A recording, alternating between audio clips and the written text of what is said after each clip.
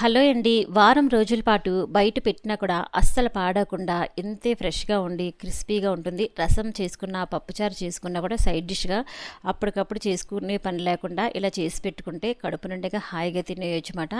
ఈ ఫ్రై కోసం అర కేజీ కాకరకాయలు తీసుకుని చూడండి, చక్కగా కడిగిన తర్వాత పైన కొద్దిగా ఈ విధంగా చెక్కేసుకోవాలన్నమాట. చేదన్నది కొద్దిగా తగ్గుతుంది మనకి.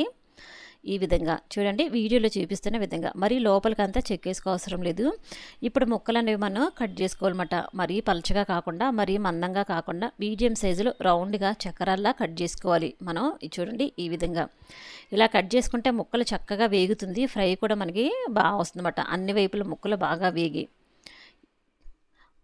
కాకరకాయ అన్నది ముదురుగా ఉందండి, అందుకని నేను లోపల ఉన్నటువంటి గింజల్ని తీసేసుకుంటున్నాను. మీకు కావాలంటే గింజలతోనైనా కూడా ఈ ఫ్రై అన్నది మీరు తయారు చేసుకోవచ్చు. ఇదే పద్ధతిలో మిగతా అన్ని కాకరకాయలు కూడా ఇలా రౌండ్గా కట్ చేసేసుకోవాలన్నమాట. చూడండి ఇలాగా చాలా చాలా టేస్టీగా ఉంటుందండి ఈ కాకరకాయ ఫ్రై అయితే. ఇలా కట్ చేసుకున్నటువంటి ముక్కలన్నీ కూడా మనం ఒక గిన్నెలో వేసుకోవాలి. ఇలా గిన్నెలో వేసుకున్న తర్వాత ఒక టేబుల్ స్పూన్ సాల్ట్ వేసుకోవాలి. అర టేబుల్ స్పూన్ పసుపును కూడా వేసుకుని చేతితోనే పసుపు ఉప్పు ముక్కలకి పట్టేలా బాగా కలుపుకొని అరగంట పాటు ఈ ముక్కల్ని మూత పెట్టేసుకుని మనం పక్కన పెట్టేసుకుంటే చక్కగా నానుంటుందన్నమాట ముక్కలన్నీ కూడా. ఇలా ఉప్పు పసుపు వేసుకోవడం వల్ల చేదు తగ్గి వేపుడు అన్నది మనకి కమ్మగా ఉంటుంది.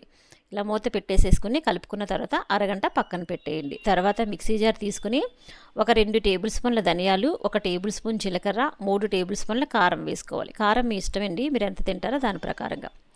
కొద్దిగా సాల్ట్ కూడా వేసుకోవాలి. తర్వాత చిన్న నిమ్మకాయ సైజ్ అంతా చింతపండు వేసుకోవాలి. మీకు వద్దు అనుకుంటే చింతపండు స్కిప్ చేసైనా ఈ ఫ్రై అనేది చేసుకోవచ్చు.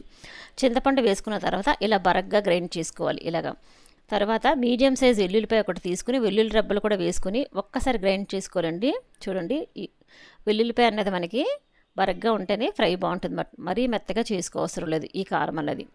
అరగంట అయ్యిందండి. ఈ ముక్కలు కూడా చక్కగా నానున్నాయన్నమాట. చేతితోనే గట్టిగా పిండినట్లయితే మనకి లోపల కొద్దిగా చేదు అన్నది వచ్చేస్తుంది.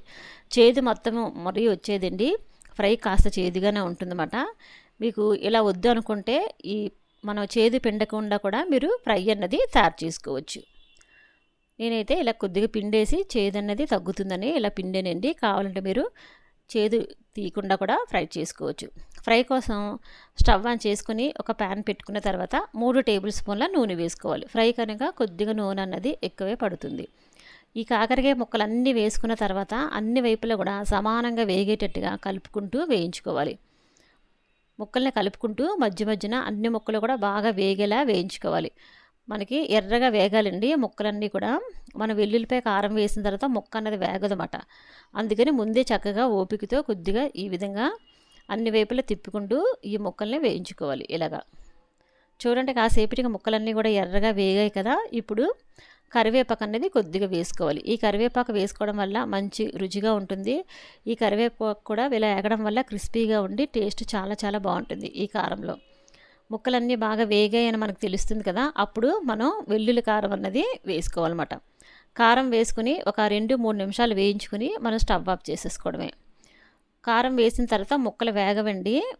ఎక్కువసేపు వేయించుకుంటే మనం వేయించుకున్నటువంటి ఉల్లికారం అన్నది చేదు వచ్చేస్తుంది అన్నమాట, మాడిపోయి. అందుకని మన కాకరకాయ ముక్కలన్నీ బాగా వేగాయి ఎర్రగా అని తెలిసిన తర్వాతనే మనం ఈ వెల్లుల్లి కారం అన్నది వేసుకుని మంటను లో ఫ్లేమ్ మీద పెట్టుకుని అవసరాన్ని బట్టి 2 లేకపోతే 3 నిమిషాల పాటు ఈ విధంగా వేయించుకుని స్టవ్ ఆఫ్ చేసుకోవడమే.